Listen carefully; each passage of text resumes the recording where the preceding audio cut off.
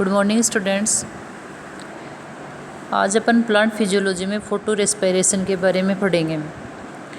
तो photo respiration जो word है वो सबसे पहले क्रोटकोन साइंटिस्ट ने 1963 में दिया और उन्होंने बताया कि प्रकाश की उपस्थिति में श्वसन में CO2 विमुक्त होती है तो एक श्वसन जैसा आभास होता है।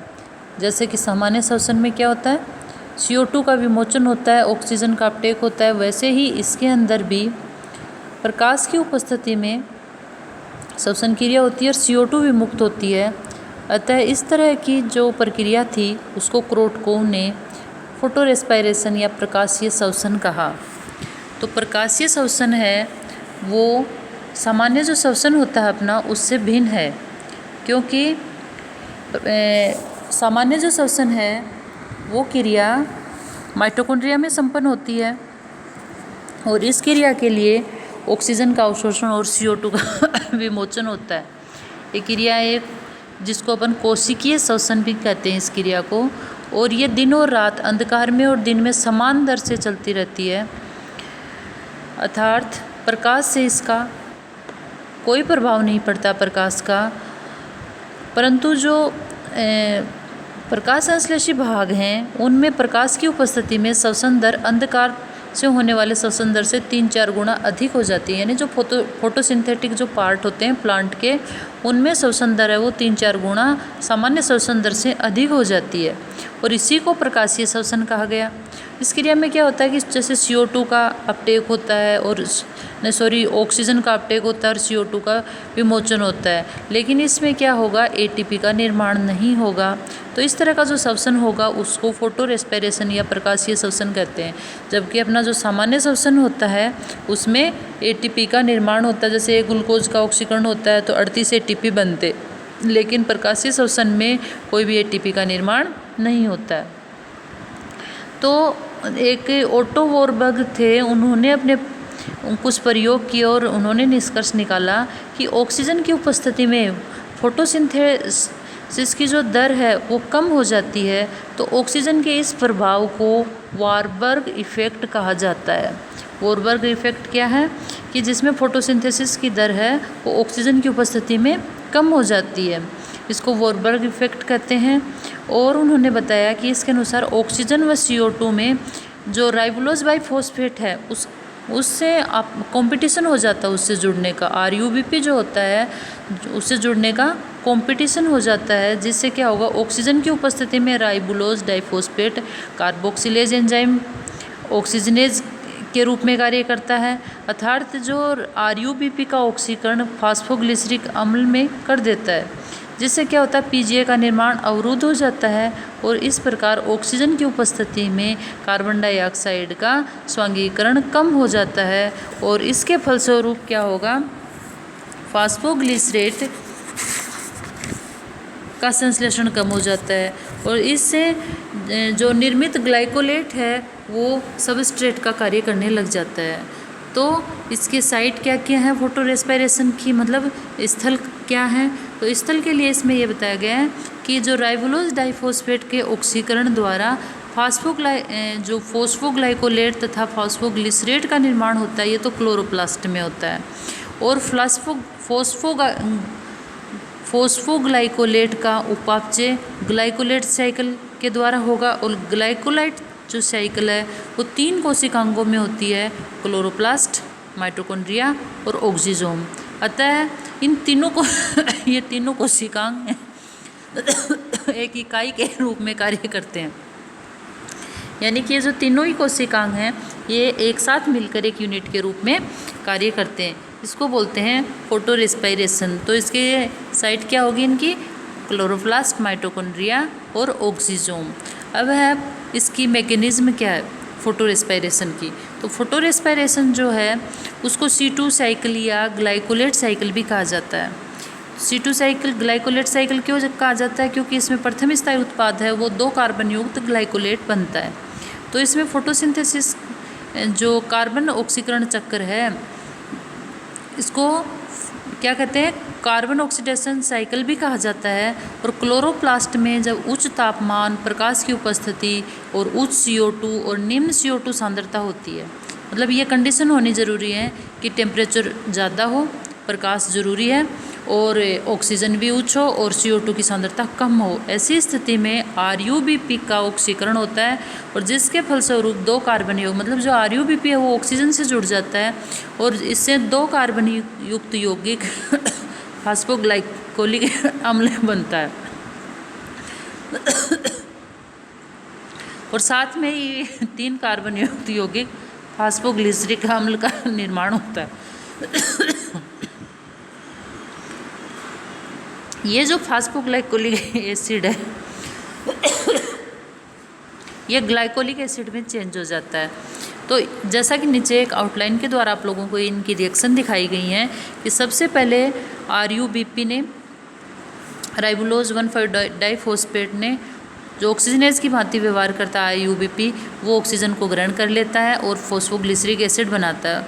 ये जो फॉस्फोग्लिसरिक एसिड है ये जल से क्रिया करके फॉस्फेटेज एंजाइम की उपस्थिति में ग्लाइकोलेट या ग्लाइकोलिक अम्ल का निर्माण करता है। अब जो ये ग्लाइकोलेट का क्लोरोप्लास्ट में प्रोक्सिजोम में स्थानांतरण हो जाता है प्रोक्सिजोम में चला जाता है और ग्लाइकोलेट ऑक्सीडेज एंजाइम द्वारा ग्लाइकोक्सिलिक एसिड में ऑक्सीकरण हो जाता है और ये क्रिया हाइड्रोजन पेरोक्साइड के निर्माण में भी होता है, जिसको कैटेलेज एंजाइम द्वारा जल और ऑक्सीजन में विघटित कर दिया जाता है।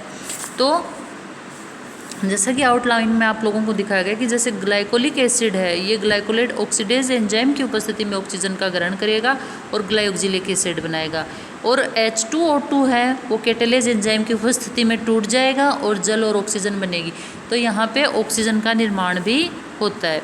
अब क्या होगा, ग्लाइकोलिक जो अम्ल है वो ग्लूटेमिक एसिड से ट्रांसएमिनेशन के द्वारा क्रिया करेगा और ग्लाइसिन और अल्फा कीटोग्लूटेरिक अम्ल का निर्माण करता है। तो नीचे एक तीनों जो ऑर्गेनेल हैं, माइटोकॉन्ड्रिया, प्रोक्सिजोम और क्लोरोप्लास्ट, तीनों में इनकी रिएक्शन दिखाई गई है। इसके बाद क्या होगा, जो ग्लाइसिन का स्थानांतरण है वो साइटोप्लाज्म के माध्यम से माइटोकॉन्ड्रिया में हो जाता है। जैसा नीचे माइटोकॉन्ड्रिया में दिखाया गया कि वहाँ पे ग्लाइसिन चला जाता है। तो ग्लाइसिन के जो 2 अणु हैं वो मिलकर सीरीन नामक एमिनो एसिड का निर्माण कर लेते हैं और एक अणु CO2 और अमोनिया का भी इसमें मुक्त होता है। तो एक जटिल प्रक्रिया है जिसमें एक से अधिक एंजाइम हैं वो काम में आते हैं। तो इस तरह से 2 ग्लाइसिन के जो अणु हैं वो सेरीन का निर्माण करेंगे और इस प्रकार यहाँ प्रकाश प्रेरित CO2 का विमोचन हो जाता है। मतलब जैसे अपन को श्वसन में CO2 बनती है वैसे ही यहाँ पे भी CO2 बनती है। ये जो CO2 है इसको प्रकाश प्रेरित CO2 कहा जाता है। तो सीरीन का माइटोकॉन्ड्रिया से प्रोक्सिजोम में स्थानांतरण हो जाता है वापस और यहाँ पे हाइड्रोक्सी पायरुविक अम्ल में परिवर्तित हो जाता है और हाइड्रोक्सी पायरुवेट का NADPH द्वारा अपचयन होगा और जिससे ग्लिसरिक अम्ल का निर्माण हो जाता है। अब ये जो ग्लिसरिक अम्ल है ये पुनः क्लोरोप्लास्ट में चला जाता है और यहाँ इनके फॉस्फोरिलीकरण से PGA का निर्माण हो जाता है और इस प्रकार जो उपापचय है वो प्रकाश संश्लेषण के केल्विन चक्र में होता है इसी तरह का। इस प्रकार जो श्वसन की जो संपूर्ण विक्रिया है वो एक चक्रीय प्रक्रम में होती है, इसको बोलते हैं प्रकाश श्वसनी कार्बन ऑक्सीकरण चक्र। तो इसके अंदर ये तीनों ऑर्गन हैं ये एक साथ कार्य करेंगे, तीनों में पदार्थों का स्थानांतरण होगा और CO2 का विमोचन होगा। तो ये प्रकाश की उपस्थिति में होने के कारण चूँकि इसमें ऑक्सीजन का अपटेक और CO2 निकलती है और साथ में ही पदार्थों का ऑक्सीकरण विभिन्न पदों में 3 ऑर्गेनेल्स के द्वारा होता है। तो इस तरह के जो पथ हैं उनको बोलते हैं फोटो रेस्पायरेशन। तो अब है इसका महत्व क्या है इसका फोटो रेस्पायरेशन का, कि इसमें जो प्रकाशीय श्वसन की अनुपस्थिति तथा उपस्थिति के आधार पर पौधों को भी 2 समूहों में बांट दिया, प्रकाश श्वसन युक्त पादप और तब प्रकाश श्वसन रहित पादप। अब क्या है, प्रकाश श्वसन युक्त जो पादप हैं वो शीतोष्ण क्षेत्रों में पाए जाते हैं, जबकि प्रकाश श्वसन रहित जो पादप हैं वो ट्रॉपिकल जो क्षेत्र होते हैं उनमें पाए जाते हैं। तो 2 तरह के प्लांट्स डिवाइड हो गए, कौन कौन से, एक तो जिनमें फोटो रेस्पायरेशन पाया जाएगा वो तो हो गए टेम्परेट रीजन के और जिनमें फोटो रेस्पायरेशन नहीं होगा वो हो गए ट्रॉपिकल रीजन के। दूसरा क्या है इसका महत्व, जो प्रकाशीय श्वसन में जो पौधे हैं उनके वो विकास से भी माना गया है इसका महत्व। जैसे पूर्व काल में जब CO2 की सांद्रता अत्यधिक कम थी तो प्रकाशीय श्वसन सामान्य प्रक्रिया थी, और CO2 सांद्रता में जैसे जैसे वृद्धि के साथ साथ जैसे धीरे धीरे कमी होता गया, परंतु जब CO2 सांद्रता घटने से ऑक्सीजन की सांद्रता बढ़ी तो पुनः सामान्य रूप से ये होता गया। तो एक तरह से विकास से संबंधित भी है। फिर क्या हुआ, प्रकाशीय श्वसन है वो ऑक्सीजन द्वारा क्लोरोप्लास्ट के ऑक्सीकरण से सुरक्षा प्रदान करता है प्लांट की, क्योंकि फोटो रेस्पिरेशन के अभाव में ऑक्सीजन फ्री रेडिकल क्लोरोप्लास्ट को हानि पहुंचा सकते हैं। तो ये इसका तीसरा हो गया। अब है फोटो रेस्पिरेशन और डार्क रेस्पिरेशन में कुछ अंतर भी हैं। जैसे फोटो रेस्पिरेशन है ये केवल प्रकाश की उपस्थिति में होगा, डार्क रेस्पिरेशन है वो प्रकाश और अंधकार मतलब दिन रात चलता रहता है। जो फोटो रेस्पिरेशन है वो केवल प्रकाश संश्लेषी कोशिकाओं में ही होता है, जबकि जो डार्क रेस्पिरेशन है वो सभी जीवित कोशिकाओं में होगा। इसके अलावा जो फोटो रेस्पिरेशन है उसमें ग्लाइकोलेट सबस्ट्रेट का काम करेगा, और जो डार्क रेस्पिरेशन है उसमें कार्बोहाइड्रेट, वसा, प्रोटीन ये हैं वो सबस्ट्रेट का काम करेंगे। श्वसनाधार इसमें फोटो रेस्पिरेशन में नवनिर्मित होता है और उसमें संचित भी हो सकता है।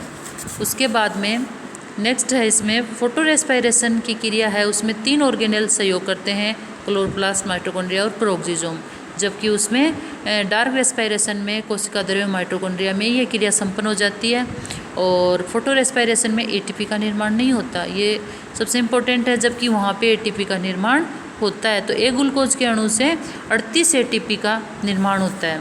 उसके बाद में है ये जो फोटो रेस्पिरेशन है ये एक ट्रांस एमिनेशन अभिक्रिया है, और उसमें ट्रांस एमिनेशन अभिक्रिया नहीं होती है, मतलब एक एमिनो एसिड है वो दूसरे में चेंज होता है। जैसे बताया था कि सेरीन से क्या ग्लाइसिन से सेरीन बनता है, तो ये ट्रांस एमिनेशन अभिक्रिया है।